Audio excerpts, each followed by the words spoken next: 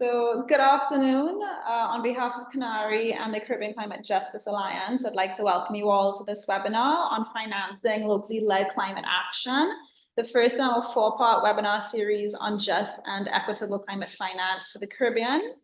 My name is Neve Vaughn, Technical Officer at CANARI, and I'll be facilitating today. So as I said before, please drop your name, organization, and country in the chat to say hello. The usual Zoom housekeeping, please stay muted and keep your camera off unless speaking. Use the chat box or questions or raise your hand, and we'll be recording the session and we'll share the slides afterwards. Right, again, welcome. CANARI and the Caribbean Climate Justice Alliance are very happy to have you all with us today. A special hello to all the allies that are online. The Alliance is a coalition of 60+ CSOs, activists, creatives, academics, and state and non-state actors working across the region on climate justice. It aims to leverage synergies, enhance knowledge sharing, and facilitate joint learning and action to build a strong regional movement by and for rights holders. This will help us build a unified, coherent, and amplified civil society voice to enhance effectiveness, efficiency, and impact for calls for climate justice for the most vulnerable in the Caribbean. As some of you may know, the Alliance launched the Caribbean Climate Justice and Resilience Agenda at last year's COP. It outlines priority needs and actions. One priority identified in the agenda is, of course, improving access to and delivery of climate finance for frontline communities, small and micro enterprises, and civil society organizations as part of a whole of society approach. This webinar series aims to contribute to this clear and obvious need.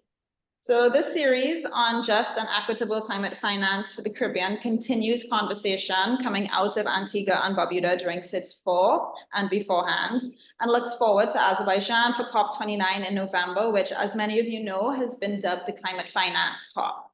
We hope these webinars allow for us to share perspectives and priorities on improving climate finance as part of climate justice for the Caribbean. With global attention on finance for development, there is an opportunity to shape the conversation and advocate for a more just, inclusive, rights-based approach to finance for the region. I'll quickly run through today's agenda. First up, we have Dr. Ayenka Grandison, Resilience Program Manager at the Caribbean Natural Resources Institute, talking to us on scaling up climate finance for civil society and local communities in the Caribbean. This will give us all some context for what climate finance is, what it means to us as civil society actors, and the importance of localizing finance and directing funds to those on the ground in our communities that are taking climate action and building resilience. Then we have Anthea McLaughlin, Chief Executive Officer at the Caribbean Philanthropic Alliance. CARPHIL are a proud Caribbean climate justice ally, and she'll be speaking to us on their valuable work on trust-based giving and how this can empower vulnerable and marginalized communities on the front lines of the climate crisis and mobilize climate action in the region. Both speakers will get about 20 minutes to present, followed by 5 minutes of Q&A. Following that, we'll have about half an hour for group discussion, where we want to hear from you on what are the key challenges and opportunities to access and delivery of climate finance at the local level, and what are the priorities for action looking towards COP29. Lastly, we'll wrap up with next steps and closing, and with that, I will hand you over to Ayenka. So greetings again from Trinidad. It's been an average day, pretty hot, but at least not too rainy. And maybe just as a reminder, for those who don't know me, my name is Ayenka Grandison, and I'm the Resilience Program Manager at CANARI, and I'm also helping to co-convene the Caribbean Climate Justice Alliance. So very excited to be here to kick off this webinar series on just and equitable climate finance for the Caribbean, and particularly our focus for the discussion today, which is on financing locally led climate action, which we think is a really important focus as part of the discussion, which often tends to center much more around governments and how countries can get funding, and doesn't necessarily think about how they channel that finance down to the ground, where most of the impacts are being experienced on the front lines, and where we really need to support those who are most vulnerable to be able to take action on climate change. So I'm going to be focused on scaling up climate finance for civil society and local communities in the Caribbean, and why that's an important focus when we're talking about climate finance. And this is kind of an overview of what I'm going to cover in my presentation.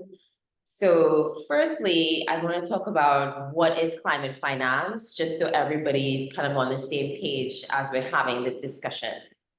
So climate finance is defined as local, national, or international financing that supports adaptation and/or mitigation to address climate change, which can be drawn from a number of sources, including public sources, private sources, and other sort of innovative or public-private partnerships that might exist as well.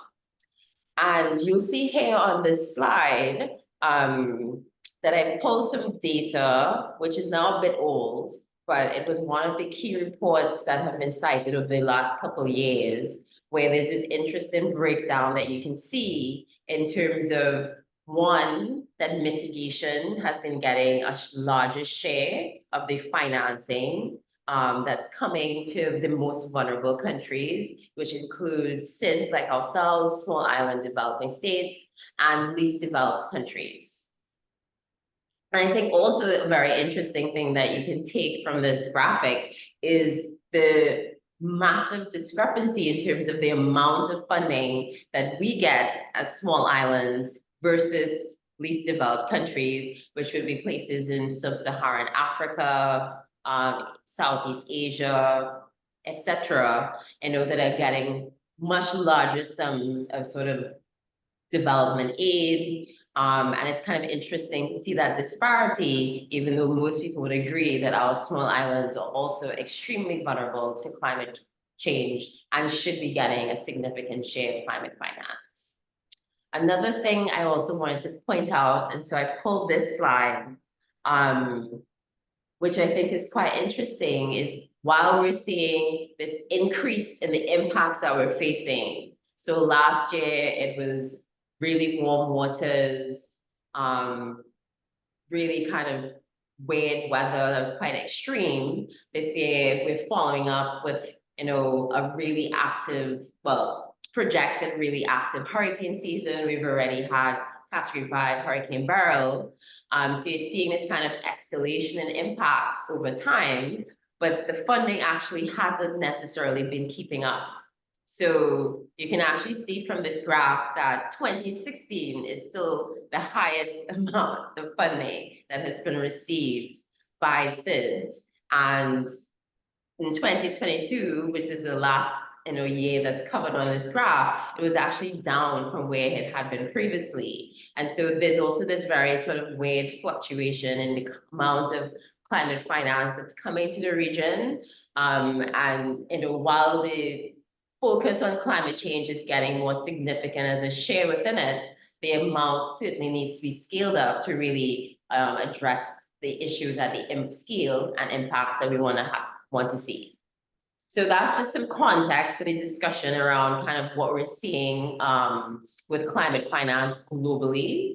And what I wanted to kind of highlight now is, why it's so important to unlock climate finance for civil society, for frontline communities. So I think there needs to be a focus on this, because I think we often kind of forget that a lot of the work that's happening on the ground is being done by community-based organizations, local resource user groups, community enterprises, and the sort of national and regional civil society organizations that support the work that they're doing. And it's a very important and unique role that they play as part of this whole of society approach that we're meant to have to climate action. So CSOs are helping ground truth, climate realities, They help to increase local resilience through doing practical actions. We're working to amplify and advocate for those on the front lines who may be marginalized and ensure that they have a voice and seat at the table. We're also helping to bridge gaps between government and private sector efforts. And we also help to extend the capacities of our national governments who often are not able to do direct work on the ground and have to work through partners to be able to implement effectively. So there's this really important role that we're playing, but we don't necessarily see the amount of attention on us as civil society despite that. And so one of the interesting things that I think has come out from some work that we've done is kind of really looking at, well, how much of the pie are we getting? And then what are some of the barriers to us getting better access to funds? And what are some of the opportunities that we could be looking at to improve this? So I'm actually going to share some data that from a scoping study that we did, which I'm trying to sort of lay the land and show what the climate finance landscape looks like in the Caribbean specifically. So we're not just drawing on stats from global kinds of studies, but actually things that are grounded right here in the region. So this study was done by us, Climate Analytics, and the International Institute for Sustainable Development, as part of some work that we did funded by the Green Climate Fund. And we looked at a number of things in terms of access to climate finance, but also mechanisms for engagement of civil society and other non-state actors in climate change decision-making. But I'll be focusing on the climate finance findings in particular, because I think that's most relevant for this discussion. So this is kind of a graphic that summarizes kind of what we found in this study, where we had identified over 300 climate-related projects that were being led or co-led by civil society organizations for a 5-year period from 2016 to 2020. And this is across the Caribbean region. And I should say that we're actually planning to update this study. We should have some funding to actually do another 5 years so that we actually have a 10-year set of data to look at starting next year. So in terms of how this broke down, we had most of the projects were actually funding adaptation kind of components, 187 of the over 300 that were being implemented, with some focus on mitigation and some focus on cross-cutting elements that included both mitigation and adaptation. The most interesting thing to me was also the average size of the grants that were being given out. So most of them were national community level projects that had an average grant of 65,000 US, which were being implemented by fairly small CSOs with less than 10 staff and an annual budget of less than 250,000 US. Then there were a number of regional projects where there was an average grant of 1.1 million. And these were being implemented by regional or international civil society organizations or consortium with national CSOs. And they got a sort of much larger grant sizes, but obviously they were doing sort of regional work, multi-island work. And that's kind of the trend we were seeing in terms of how, but obviously the vast majority of the projects were at the national level and quite small. And I think the next interesting thing is where the money came from. So by far, the largest source of funding, which you'll see on the top left, was the JEF Small Grant Program, which many people will be familiar with, that often gives out small grants of up to 50,000 US, and is generally one of the more accessible, well-recognized, well-known sources of funding for work on environment, climate change, community development. And so it was very interesting to see how much this stood out as a source of funds. And I think it indicates that, having a mechanism that can provide small grants to civil society is actually very important. And it's a model worth kind of looking at replicating for some of the larger funds who keep saying that they want to get funding to those who are in need, those on the ground, but they are not designed to really allow for that direct access to small and medium grants, because most of these small CSOs are not going to be able to access, millions of US dollars from these funds. So we have to be practical about how we design them to allow access. So in terms of the key barriers, I already started talking about the fact that there's small size, limited geographic focus, and budgets to work with. But there's also capacity constraints that many of the CSOs that we talked to as part of the work that we did highlighted. There's also not always great awareness of all the different finance options that exist that people can explore. But there's also proposal development capacity, but also the fact that processes are so complicated and onerous. I'm currently working on a proposal right now to submit on Monday. And the amount of hoops and things that you have to do to finalize the application, it's quite a lot. And then finally, we also find that the fact that there's no structured process engaging civil society and other non-state actors, often in climate financing decisions, can be a barrier to them being able to access the funds as well. So what are some sort of key lessons in how we can improve access to finance from this study? So one of the things we noted was, engaging civil society, the vulnerable communities that you're working with throughout the whole project cycle is really important. From design to implementation to monitoring and evaluation and learning is really important, and not just thinking you can consult them once you've designed the project and you're ready to implement. Also improving readiness and capacity to actually implement. So strengthening the systems that organizations have in place so they can effectively deliver the finance is really important. Ensuring that you're actually capturing all of this local knowledge, the citizen science that exists to help strengthen the way that we design projects is really important as well. And then a key thing that we noted, because there's this interesting kind of finding around the significant importance of this small grant mechanism.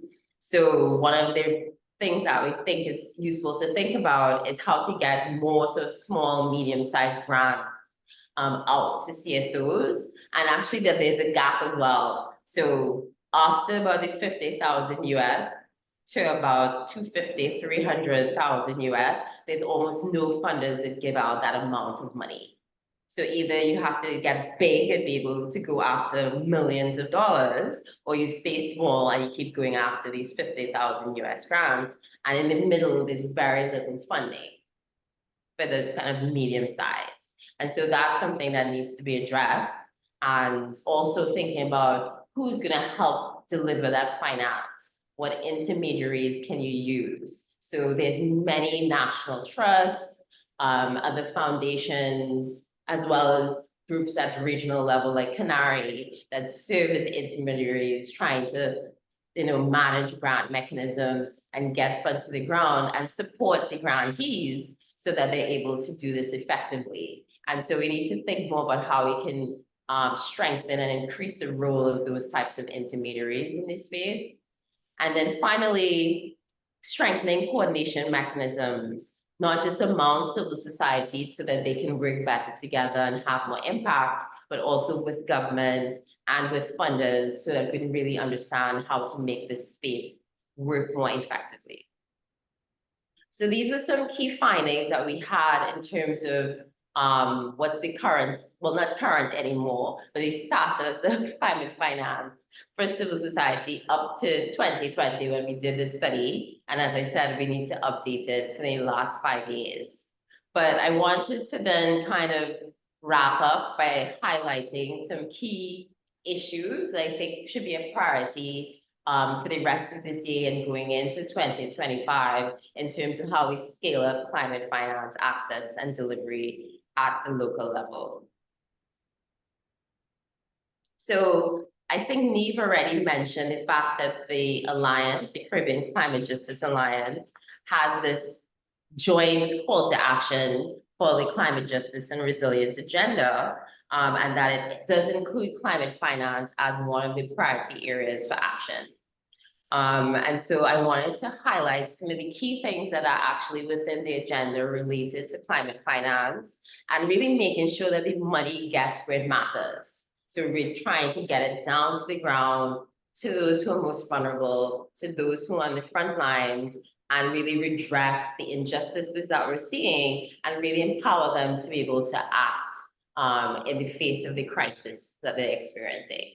So the first thing is much more grant-based financing, not loans, for civil society, for frontline communities, and ensuring that it's all predictable, transparent, but also programmatic. So less of this kind of short-term, 1 year, 2 year, 3 year kind of project funding, and much more sort of 5 year plus types of programs that are funding these groups. We also need these mechanisms to ensure that we're channeling the funding down to the ground effectively and looking at these intermediaries, which I just mentioned.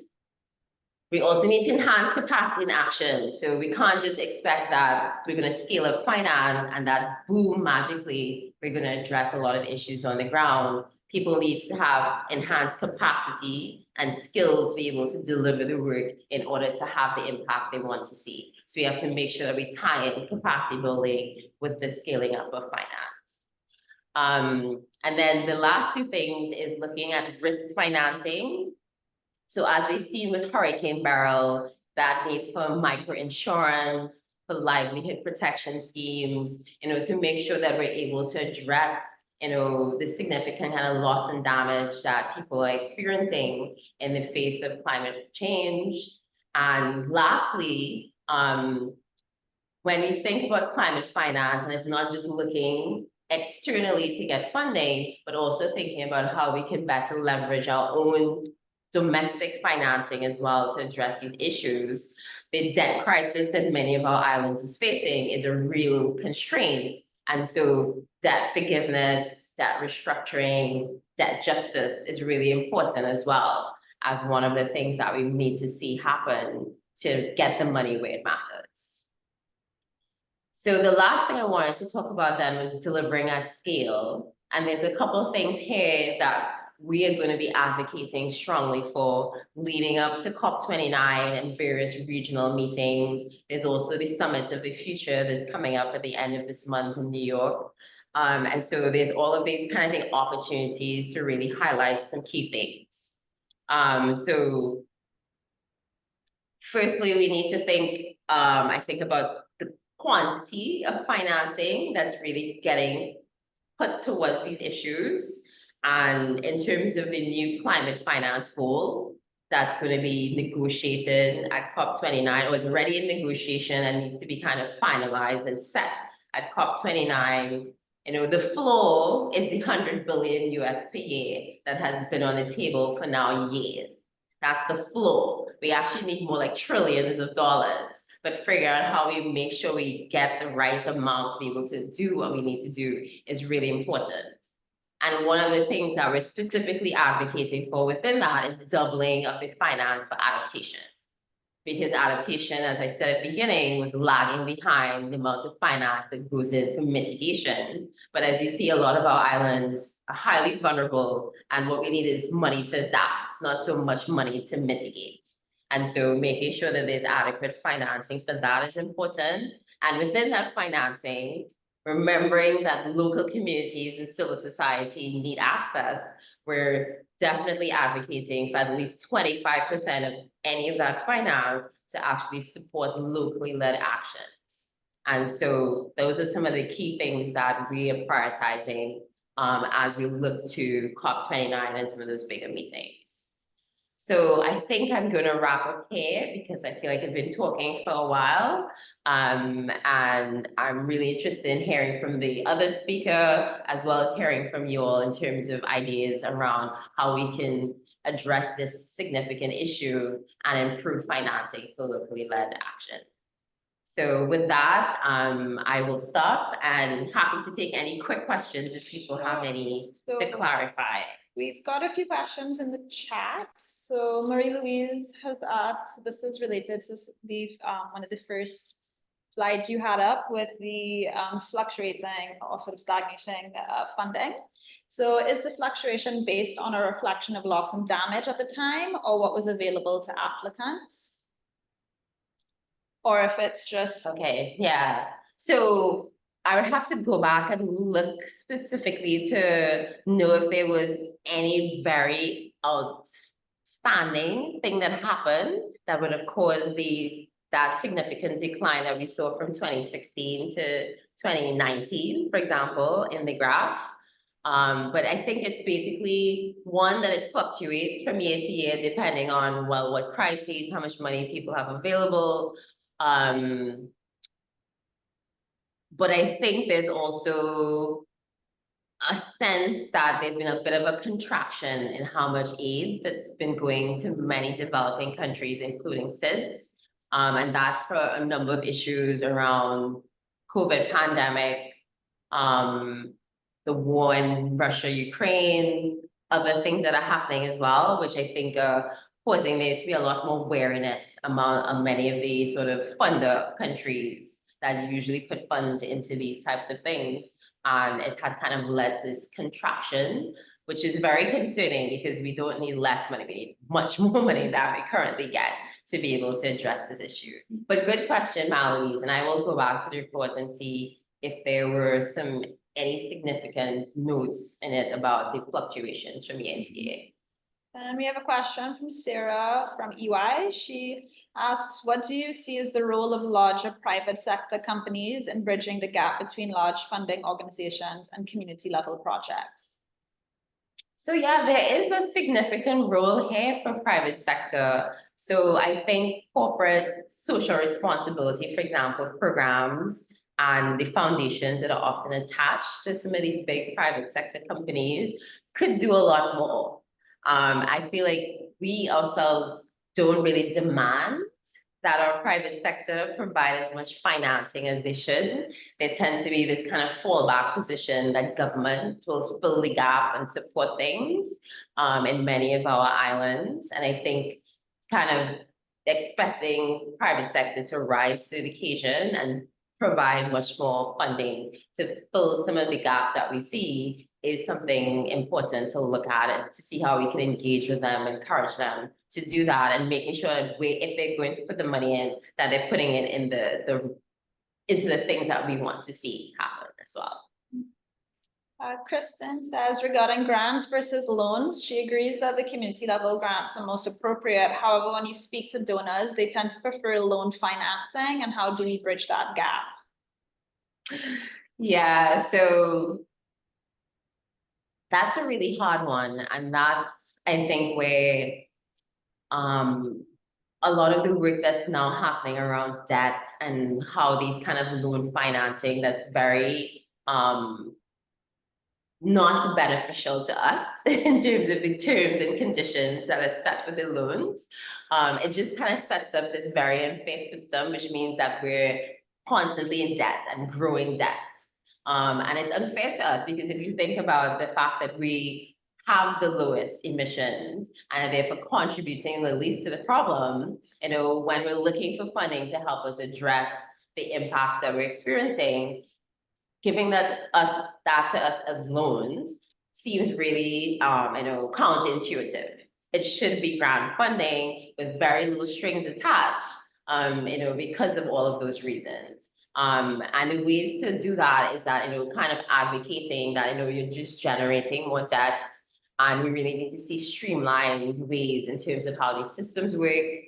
Obviously, big infrastructure and other projects, I think, will still often be partly at least financed through a lot of those loan mechanisms.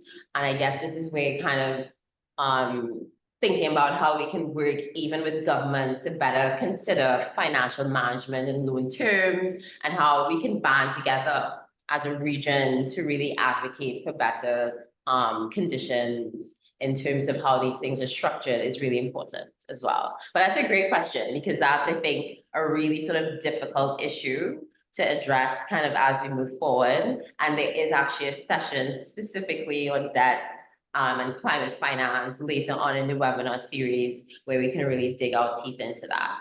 So hopefully I sort of answered your question. I know it wasn't perfect, but yeah, hopefully kind of We addressed have, it. yeah, we have some fantastic questions in the chat, but just keeping an eye on time, I think maybe Anka, do you want to choose one of them? And then we'll try to get to the rest in the plenary discussion later. Okay, that's okay. So let me see, what's the first thing that I see here?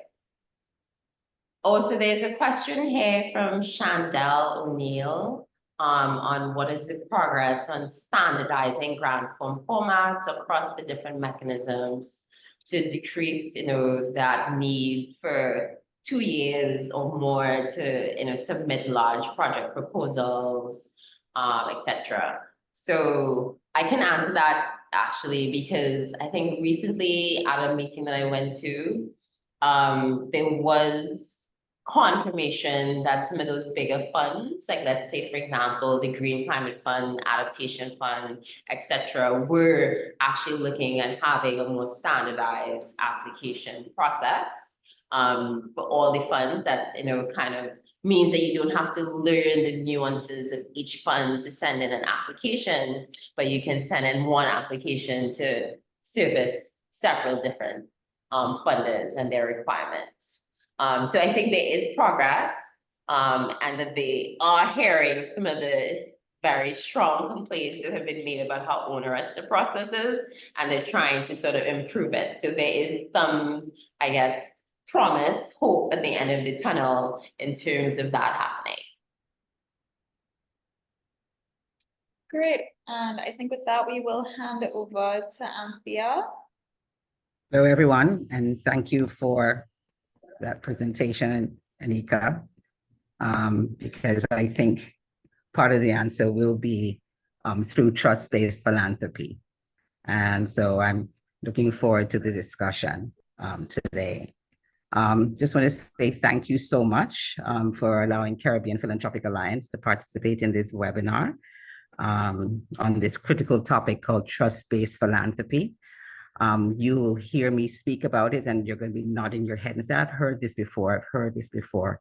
It's not so new. However, the field has come together across the world to say that this is how we need to do business in the philanthropic sector. As a region, I say that we are deeply impacted by climate change. The Caribbean stands at a crossroads, I would say. Where innovative approaches to philanthropy are essential for building a more sustainable and equitable future for the Caribbean. And that trust-based philanthropy, you will hear, we've heard the words already, is characterized by emphasizing collaboration, respect, and empowerment, and offers a powerful framework for addressing the complex challenges that we face here in the Caribbean. And I would say most importantly, it recognizes the invaluable information that they can get from non-governmental organizations, the knowledge and the agency of local communities. And it fosters long-term partnerships. It provides flexible support to build resilience and to protect biodiversity and create sustainable livelihoods. And of course, most importantly, as we all know, it will allow us to achieve the justice within the Caribbean. We know for sure that there's a lot of systemic inequalities and inequities within the system that disproportionately affects many of our marginal communities across the Caribbean. And we know that climate change exacerbates all of that. And so we will discuss that today on the approach and how it prioritizes equity and inclusion, and how it really includes and addresses injustices to ensure that all our individuals have the opportunity to participate in the decision-making processes in the Caribbean.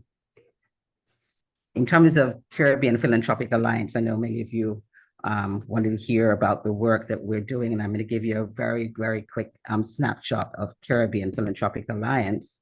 And really, we started in 2019. And there in 2019, there were many different factors that are coming to being in the Caribbean. But when we started in 2019 and we did a quick research study, what we realized that many of our sustainable goals at that time were not being met. And when we convened as a philanthropic community in Jamaica, we realized that we had a lot of philanthropic organizations and institutions pouring a lot of philanthropic resources into the Caribbean, but our sustainable goals, 12 out of 17, were not met. And then we recognized that we did not have an entity at all where we could come together, convene to galvanize philanthropy. And so we created Caribbean Philanthropic Alliance to convene and to strengthen the philanthropy within the Caribbean region, as well as to address some of the core, I would say, core development challenges facing the Caribbean to facilitate sustainable development goals. The Caribbean Philanthropic Alliance strives to be a hub for philanthropy, powering sustainable development with the mission just to transform global philanthropy and to empower the communities across the Caribbean. We operate as a network that unites the philanthropic organizations. The intent is to bring government organizations into our network and to have a very strong civil society presence, including many of our diverse communities. And it's all about fostering collaboration and catalyzing philanthropy resources within the Caribbean. I would say through our lens of gender and climate and race and equity, we do recognize the need to address the disproportionate impacts of the environmental degradation and climate change as on marginal communities. So we have that specific lens. And we do embrace what we would call collaborative or trust-based philanthropy, which is characterized, again, as I said, by collaboration itself. We have 4 strategies that we work on and we use to convene our network. And our first one really has to do with convening philanthropy to advance communities of practice in philanthropy for the Caribbean. So one core community practice is the trust-based practice that we intend to infuse throughout the Caribbean, where it becomes a norm. Here in the convening space, we aim to foster communities of practice, exchange lessons, best practices, problem solve, collaborate across sectors, cultivate essential skills, implement innovative philanthropic models, such as the one you heard today with Anika when she talked about the platform of having a standardized application. How wonderful would it be that we convene our philanthropic community where we could actually have a standardized application to apply for funding among our funders. That would be wonderful within the philanthropic space. It happens in the United States. I was part of one many years ago called the CANARI application form. In New York, it worked.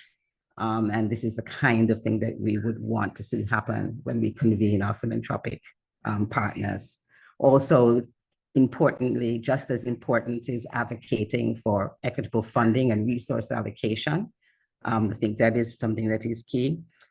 It's important that we advocate from the philanthropic space for a fair share of philanthropic investments, while at the same time ensuring that our funders shift away from traditional grant making to more grant making that is less project-based and is more long-term and is sustainable. And of course, promoting collaborative philanthropy is something that you'll hear more about through the trust-based practice. And capacity building, we know that is key. Having money in the bank, having money in your till in a non-government agency does not matter if you don't know how to use it, how to maximize it, how to leverage it, or even know how to access it. So building the capacity and really fueling accelerated action for SDGs is something that we aim to do to strengthen our organizations and enhance their effectiveness within the space is something that is critical. And I would just say that our outcomes are very simple. It really is to do with funders collaborate to scale solutions. At the end of our work, it would be great to have a wonderful systems change grant making within the Caribbean. So we need all of you with us to make that happen. And that the funding that we get from philanthropy is something that we can touch and feel, that is accessible and is very flexible. You'll hear about that with the trust-based philanthropy model. And that, that we have the enhanced capacity for climate action and resiliency and advocacy. So we aim for a global philanthropic philanthropy to provide what we call long-term solutions. Again, nothing new, nothing that you don't know, but it's something that has not happened, and that they are very part of the social change fabric, that they're proactive, not reactive. We know that when you talk about charity versus philanthropy, there is a big difference. One is more reactive after the fact. And what we want is a more proactive philanthropic system that works with you, and that they as a philanthropic system collectively work together, and that we have organized responses. So when you go to Digicel, when you go to Republic Bank, when you go to the Answer Macaus, when you go Open Society, when you go to wherever the foundations are, that they're collectively working together and to provide organized responses, and that they're empowered, and at the same time, they are working from an empowerment space. And I would just like to say that as we talk about philanthropy, we also want to know where the money is going. We've got some statistics from Anita this morning, but it's also that we want to spend time tracking the money to know where it's going, where it's coming from. We've started a funder database. We have over 1,888 funders in that database thus far. It's the initial data set is nowhere near done, where the data shows that there were 26 countries that benefited from it. And we can talk more about this funder database and what it really means. But we do know that it's also important that tracking the flow of philanthropy is really important to identify gaps in funding, to ensuring that resources are being allocated effectively to address pressing regional challenges. And that is also important that we monitor the sources in terms of where the money is going, our recipients, and that the purposes of philanthropy contributions are understood by all of us here in this session, but particularly among our policymakers, our researchers, our practitioners, so that we can provide invaluable insights into the impact of philanthropy. So we can't tackle it alone, but philanthropy flows are critical. What I would like to say here is that we need more philanthropic funding for climate is needed. There was a study that was done, and the study was done by Morgan Stanley and Aspen Institute that really brought together philanthropic communities, different profiles of different philanthropic communities and networks. And what they provided and what they found is that only 2% of global philanthropy is focused on climate-related giving, just 2%. And in a recent study, 85% of all US foundation funders stated that climate change was a top 3 issue, but only a third reported that they were open to considering funding. So we have issues in the philanthropic space if we wanted to get international funding, global funding to come into the Caribbean, because we would have to spend some time promoting it to them, the importance of it. And in order to promote it, there has been considerations about climate philanthropy, what that would look like. And what that would look like would be to adopt international and collaborative approach, intersectional approach, where we would have to spend time promoting the importance that if you're funding food security, energy, health, and other sectors, you're actually funding climate. And that it also, when you're interested in gender, you're also funding climate. And that if you fund gender, you would fund other communities as well. And that you would foster community leadership, building a network of local champions, as they would say, to amplify efforts.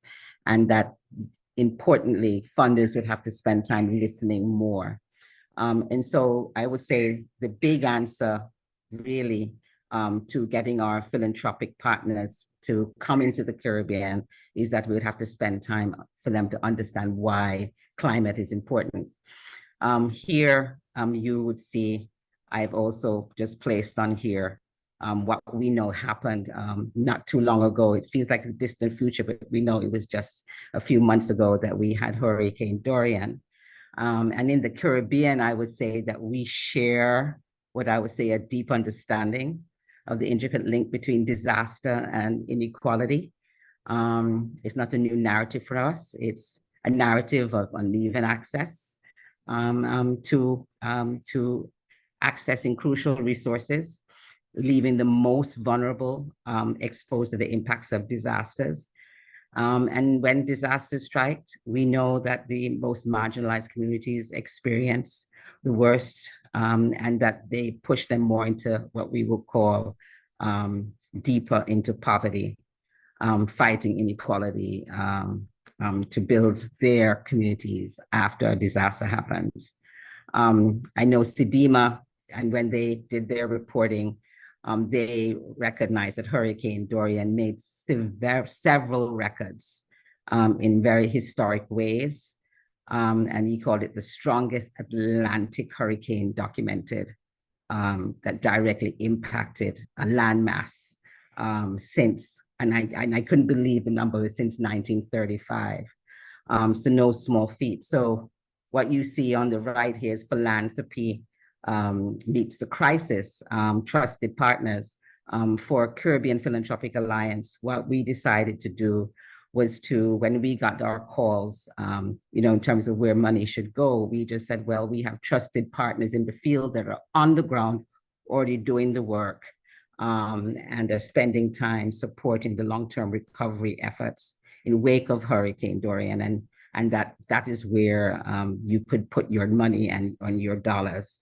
And so we, as Caribbean Alliance, recognize the tireless efforts of our organizations providing services and critical resources. And we acknowledge that in order for philanthropy to work, it has to get there fast and quick.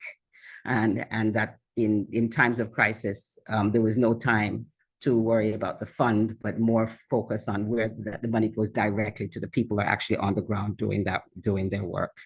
And we'll talk more about that as well. And what I would say here is that in terms of disaster, let's see here, just put, I don't know if we could, are you able to see the slide? I'm having issues seeing the slide here. In terms of direct economic loss attributed to disasters, I think this slide was sort of very important for me to share with the team, and just to say that we do know what it means when you have a direct economic loss in a country.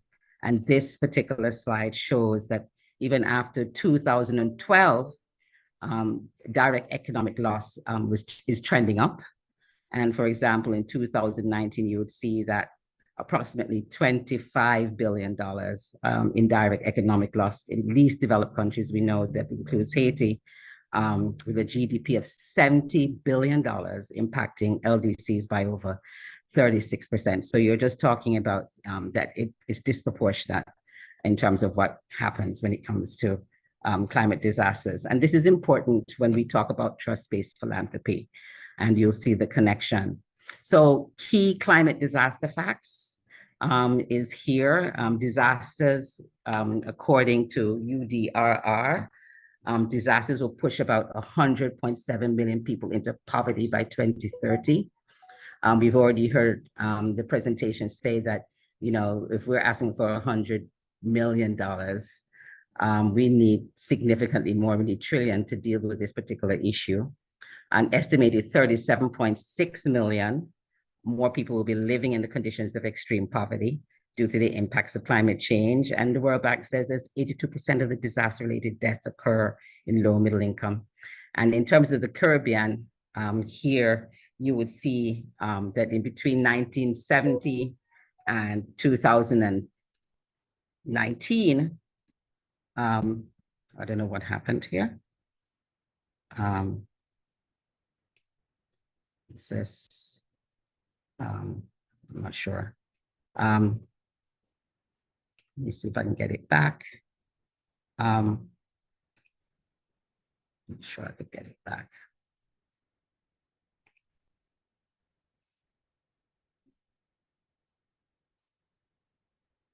See, 2019, that there was a staggering 91% of deaths here in the Caribbean. So disasters, in terms of philanthropy, their role is very important. I would just say, in terms of philanthropy, all funders, all philanthropists are disaster funders. Attended a session just recently to talk about philanthropy and ways in which we could get philanthropic communities to fund within the Caribbean and globally.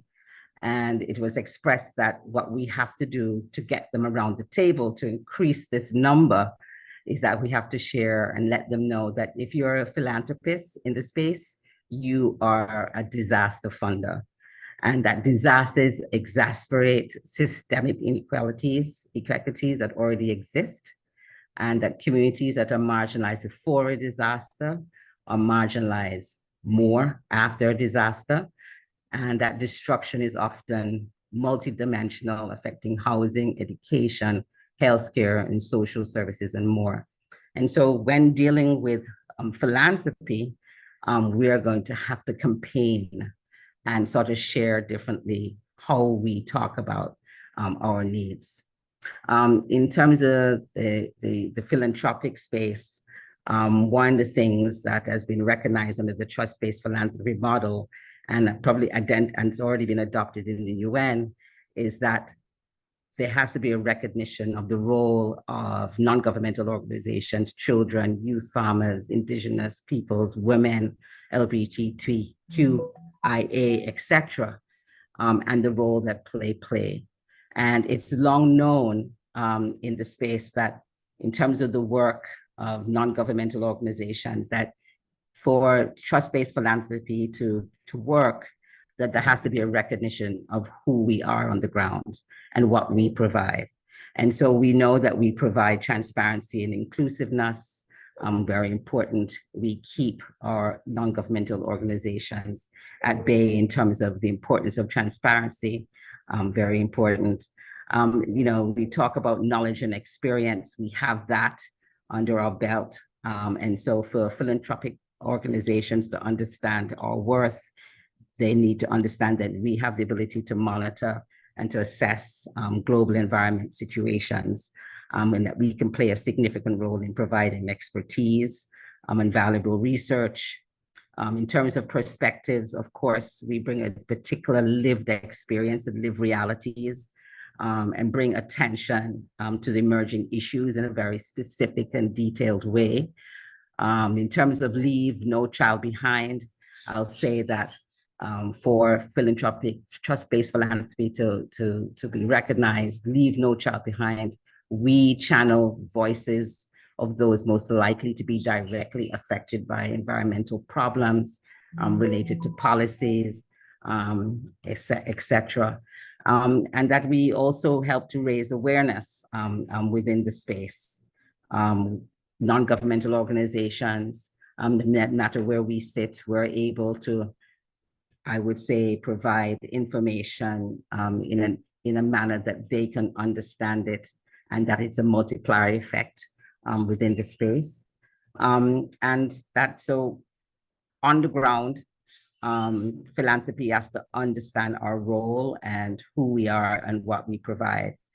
I would just say for our Caribbean communities and organizations, our farmers play a specific role in the space, and particularly within the context of climate. and that we provide many different kinds of contributions to sustainable development. Philanthropy needs to know what role they play in terms of enhancing food security, livelihood, etc. And that our indigenous people in particular have a particular role within the space. There is a concept called indigenous philanthropy, a different discussion, but we all know the role that indigenous people play within our region and their understanding of what we would say transgenerational experiences that they have and their connection to the environment, which the philanthropic community needs to understand. So I would just, before going into the model of trust-based philanthropy, say that our Caribbean communities deserve an equal chance, and that our global philanthropists, our global funders need to have faith in what we know, and that there's no hierarchy of ideas or position or for equal partners. And I think here, in terms of the slide around thriving and not surviving, is that we need dollars so that we can thrive and flourish within the Caribbean and to achieve climate resiliency. So in terms of the trust-based philanthropy approach, what does trust-based philanthropy do? What does trust-based philanthropy mean? And how can it impact climate action is here. What trust-based philanthropy does immediately is that it flips the script. It's a different world under trust-based philanthropy versus traditional philanthropy. It flips the script in a way in which the relationships between and among non-governmental organizations is very different. Traditional philanthropy model of philanthropy often involves what we'll call top-down decision-making, rigid reporting requirements, and a focus on short-term outcomes. And trust-based philanthropy is different. It's an approach that addresses the inherent power balances between funders and nonprofits in the communities they serve. And I know that we could speak at length about what that means.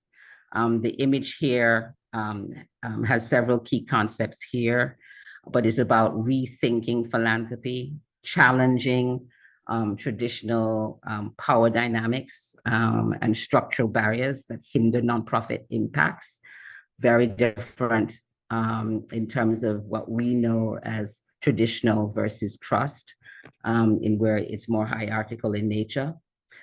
Trust philanthropy focuses on what we'll call mutual accountability, where I would say funders and nonprofits work together to achieve an intended outcome, and that the philanthropic system not only is working to change, but is also working to become more interconnected between and among themselves, and that the philanthropic structures, how they are particularly organized within themselves, impacts the philanthropic giving on the ground, and that it emphasizes the importance of collaboration and partnerships between funders, nonprofits, and communities. And most specifically, it raises the awareness of systemic issues that are occurring within the system. So trust-based philanthropy here has a set of core values, which are important for us to share. Again, rooted in the whole concept of equity, shifting power, building mutual accountability relationships between and among themselves, and that there is a demonstration, as they would say, of humility that must occur within the system. So here, I'll go quickly here. You would see that there are three paradigms within trust-based philanthropy. You have culture, you have structures, you have practices, you have leadership. So for culture, the philanthropic community has to now look at themselves in terms of trust-based philanthropy models. They have to assess their current culture, It has to be something that's normalized within their system. The philanthropic community has to now begin to learn for themselves. They must have continuous learning within their process. One of the things about trust-based philanthropy, which is critical, is that our funders now, which is what we intend to do within the Caribbean Philanthropic Alliance, is for them to look at their particular value system. Is it built on anything that's anti-racist? And if that is the case, how can they change that? How can their decision-making be different within their context, within their leadership? Trust-based philanthropy embodies the values of equity and transparency. So it's about bringing our philanthropic communities together within the Caribbean to come together as we convene them, for them to talk about their leadership practices, what is working and what's not working. And most importantly, this is the key slide around trust-based philanthropy, which impacts us, is that their grant-making practices change. And it changes in 6 ways. One, gives multi-year unrestricted funding. That is key. They streamline their paperwork.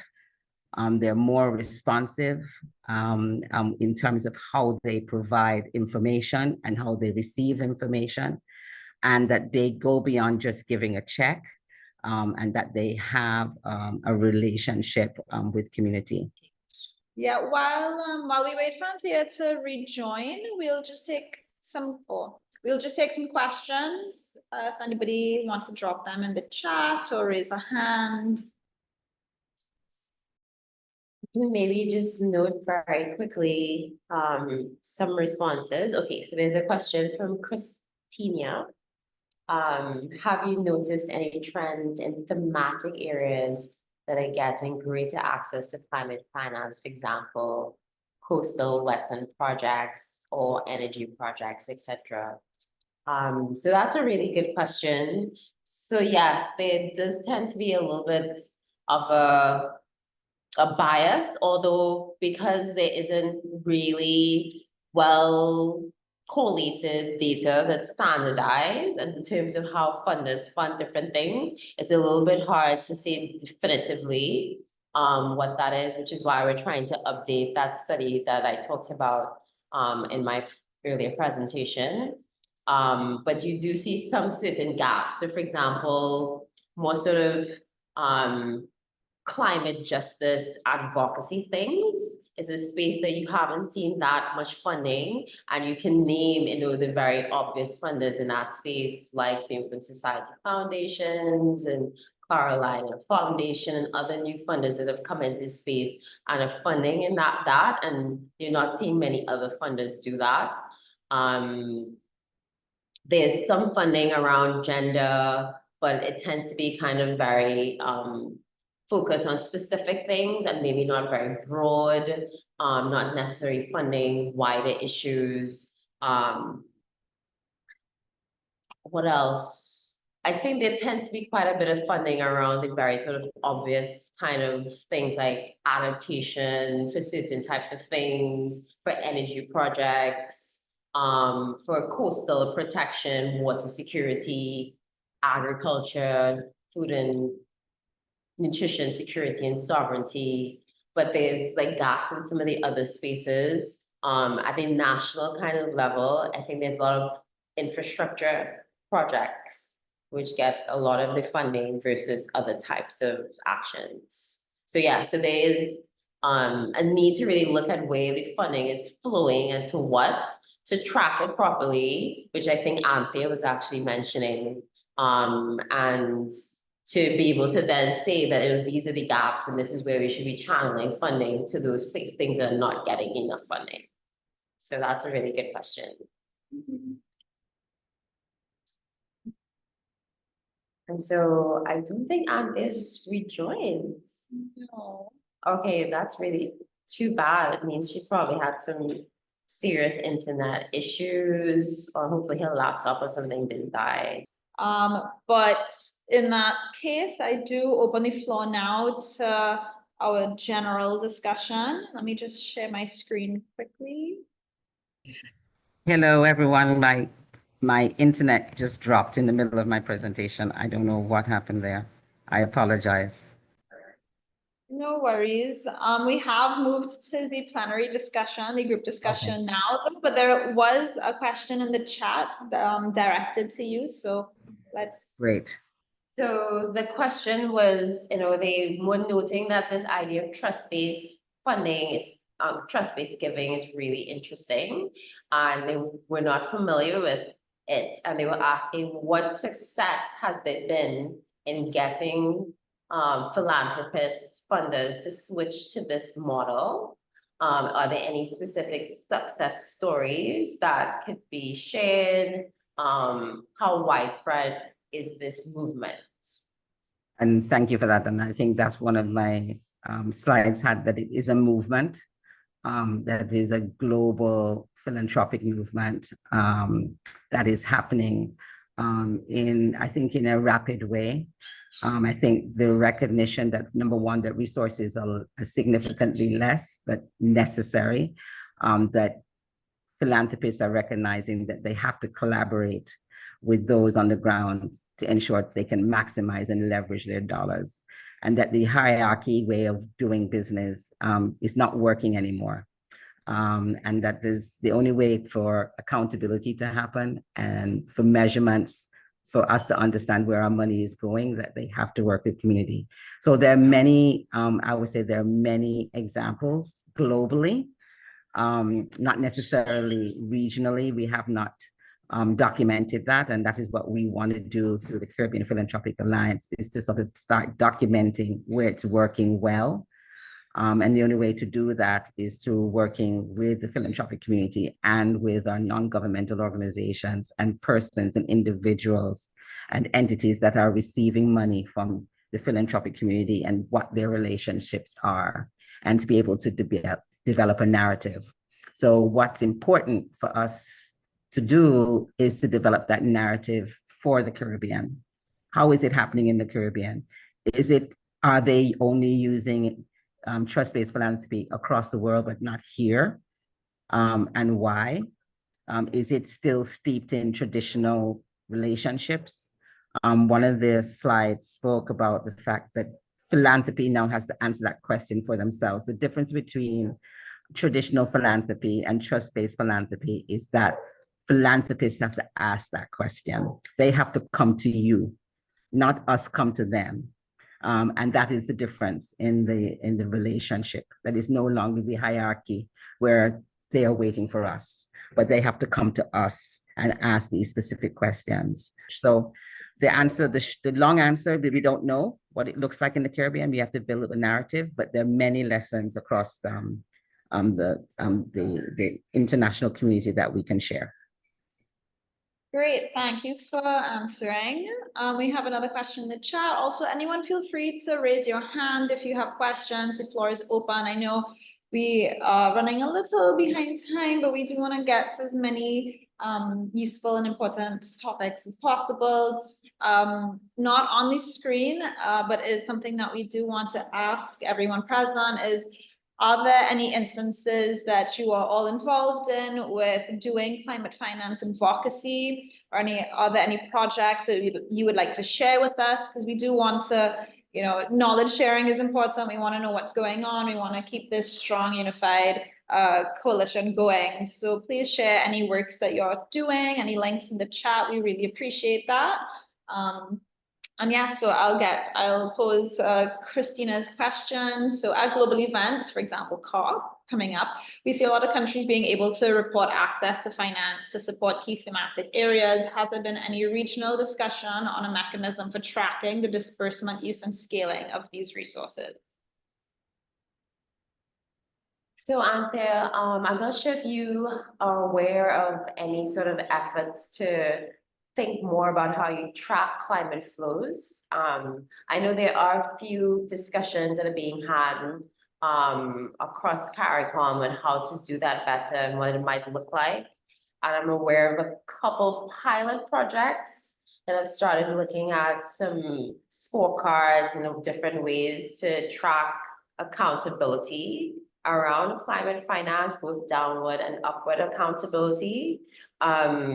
but I'm not aware of any real definitive process that has been pushed in terms of how you sort of track financing within the Caribbean since, so that you can report, to various funders, you can report at the global level, you can report at CARICOM level, kind of how it's working. So I can't really contribute too much to that question, Christina, other than what I just said. So I don't know if you have anything else to add here. Yeah, and I think that's the issue. So the question, that's the elephant in the room really, is that we need to develop a space where we're able to enter collectively as the Caribbean to be able to assess where money is going and how it's flowing in and out of the country, and that we're able to speak to one voice about that number, and be able to give some narrative in terms of how that number has impacted lives on the ground. And we don't have it. We don't have that platform. It doesn't really exist. And the only way that we're able to do it is to be able to collectively come together in partnership in our different spaces. And it's not just climate, it's for all the sustainable development goals. But for climate, we don't have that information. So it's in disparate spaces, and that's where we go to get our information. But there's no particular platform that has that. And we need it. And we were willing to work with anyone who could help us at CARIPhil to put that together with our non-governmental organizations like CANARI as well. It's not something that you can do alone because we all have different types of information, but it needs to happen. So I don't know I'm sorry if that doesn't answer the question because we don't really have it.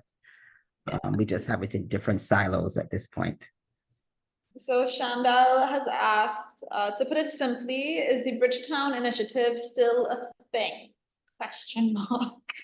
A thing. I think so. Yes, it's a thing. I think it's more than a thing. So depending on who you speak to, they wouldn't use the word thing. I think they would say it's a very great initiative that's making a big difference in Barbados. So the answer to the question, if people have more specifics on the status of it, please speak.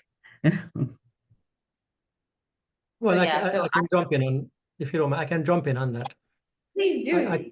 I can't speak to the status of it, but I do participate in a number of discussions internationally on the area of financing for development.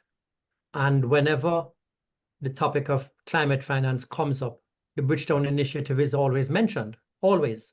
So I think it is still current and has not yet, died a natural death. So, and given that there are a lot of international fora now on this issue of financing for development. The 4th International Conference is coming up in Madrid next year. I expect it will continue to have currency. I can maybe add just a little bit to that. I did attend I do remember there was a session at SITS4 where they launched Bridgetown Initiative 2.0. So I actually do think that it's still quite active, and they've kind of refined some of the asks, and are really trying to push forward to make some of those changes happen in terms of looking at debt restructuring and a whole bunch of other things that are really important to address some of the key issues that we're facing. And so that's what I would add on the initiative, is that I do think actually it's still quite very relevant, and there's a 2.0 version of it. Do a few more minutes left still to have the floor open, and then we will go to closing, because we do know that everyone's time is valuable and we don't want to go too far over.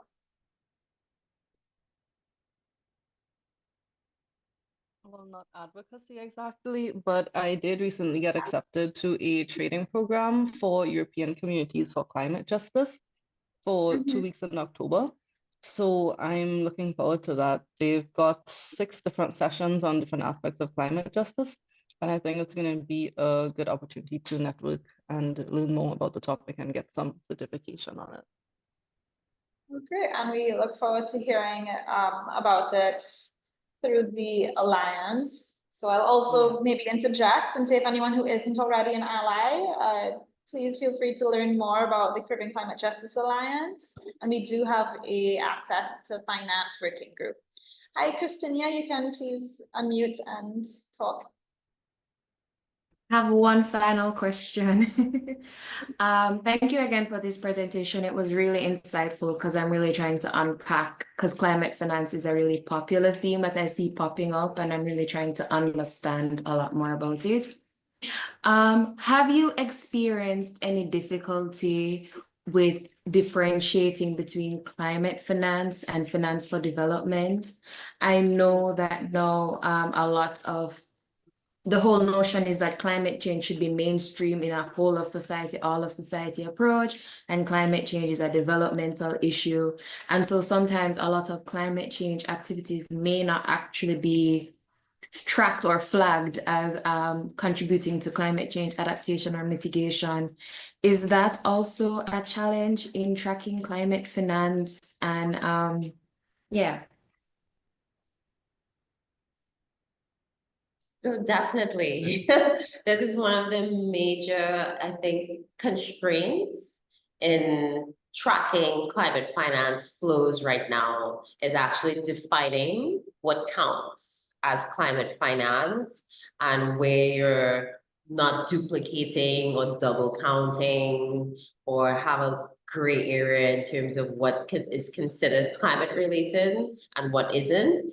It's a bit of a strange discussion because, as you just said, we do want to mainstream climate into development broadly. And as someone who works specifically on adaptation, there's also this kind of continuum from adaptation to development, really, where there's no like hard distinction between, an adaptation project that's, helping farmers to be more sustainable and climate resilient, with a development project that may be using similar types of techniques to just make, agriculture more efficient, and inclusive. So, the distinction is also a bit arbitrary, but that is one of the reasons why it's quite difficult to track the flows and be able to see specifically where the funding is going and how much it is.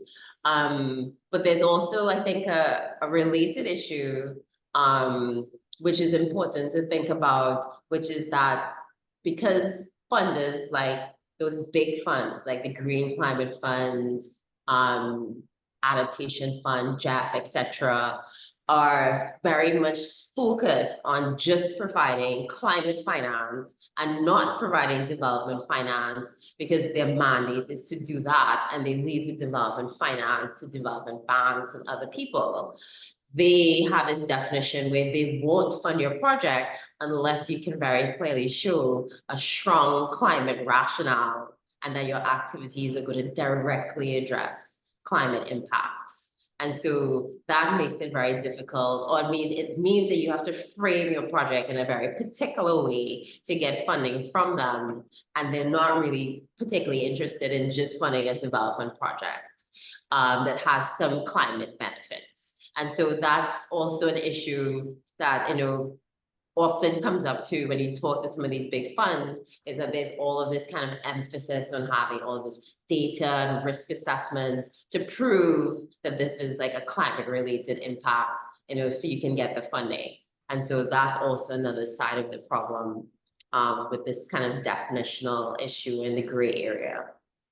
Yeah, and this is where I think climate philanthropy, it's a major opportunity for climate philanthropy or trust-based philanthropy to come in terms of filling that gap. First thing is that philanthropic resources are more fungible. It can get to communities faster, and that it's more broad-based in its approach.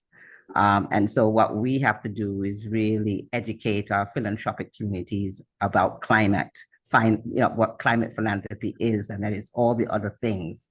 And I think I sort of shared that when I said that all funders are disaster funders, and that, funding climate, you're funding children, you're funding communities, you're funding the marginalized communities, indigenous communities, etc. So it gives us an opportunity to get to those development issues quickly, more quickly. So one of the things I think we do need to talk about with our philanthropic partners across the world, and particularly here in the Caribbean, that philanthropy funds development, and this is how it can do it. And it's just using a climate lens, but it gets to also the development issues that we all care about and know exists. So if you're talking about gender and health, that's climate, because we know that climate has a very strong impact in the health space. And there's a lot of data that can speak to that. And so I think it's a language issue and it's a positioning issue. Yeah, the philanthropy can play a significant role to speak to and address the issues of development. Okay, great. Thank you so much. So on that, I'm gonna close the group discussion. Thank you all for your fantastic input and questions, and Anthea and Ayinka, your wonderful contributions. So on that, next steps in closing, I think you had any comments or? Sure.